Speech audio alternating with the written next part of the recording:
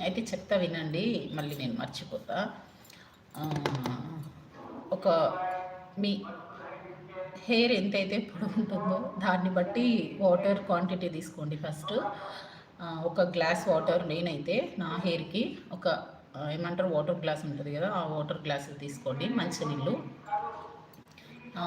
ఏమంటారు tap water అయినా, లేదు అనుకుంటే ఏమంటారు మినరల్ వాటర్ అయినా, ఏవో ఒక వాటర్ మంచినీళ్ళు అయితే తీసుకోండి. కామెంట్స్ అన్నీ చదువుతా, తప్పకుండా చదువుతా. హెయిర్ గురించి చెప్తున్నా. ఇప్పుడు ఆల్రెడీ అది చేస్తా, నేను వీడియో కూడా పోస్ట్ చేస్తా. కాకపోతే మీకు చెప్తున్నా, కామెంట్స్ అన్నీ చెయ్యండి, తప్పకుండా చదువుతా నేను. ఒక వాటర్ గ్లాస్ తీసుకొని మీ హెయిర్‌కి, అంటే అబ్బాయిల హెయిర్ అంత పొడుగ్గా ఉండదు కదా! అందుకే చెప్తున్నా. మీ హెయిర్‌కి సరిపడా వాటర్ క్వాంటిటీ తీసుకున్న తర్వాత కొంచెం టీ పౌడర్, మీరు విన్నది కరెక్టే, టీ పౌడరే. టీ పౌడర్, కొంచెం రైస్. నేనైతే ఒక 4 స్పూన్స్ ఏసుకున్నా రైస్.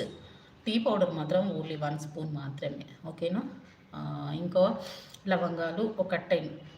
నా హెయిర్‌కి సరిపడా చెప్తున్నా. మీ హెయిర్‌కి సరిపడా చేసుకోండి మీరు ఈ క్వాంటిటీ. ఓకేనా? ఒక 10 లవంగాలు, ఒకటి చెక్క, నార్మల్‌గా చిన్నదైనా సరిపోతది. ఒక 2 ఇంచులు అంత ఉంటే సరిపోతది చెక్క. దాని తర్వాత అందులో ఒక టీ స్పూన్ అన్ని మెంతులు. ఓకేనా?